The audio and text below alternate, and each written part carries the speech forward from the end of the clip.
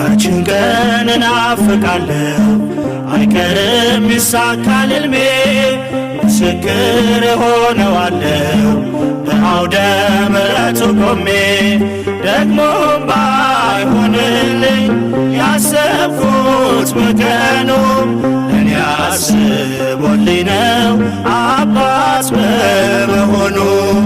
ድንጋይ ዳቦ መስሎኝ ለማግኘት ስሞክር ጌታ ከለከለኝ ጥርሴ እንዳይሰብር። ያችን ቀን እናፍቃለሁ አይቀርም ይሳካል ሕልሜ።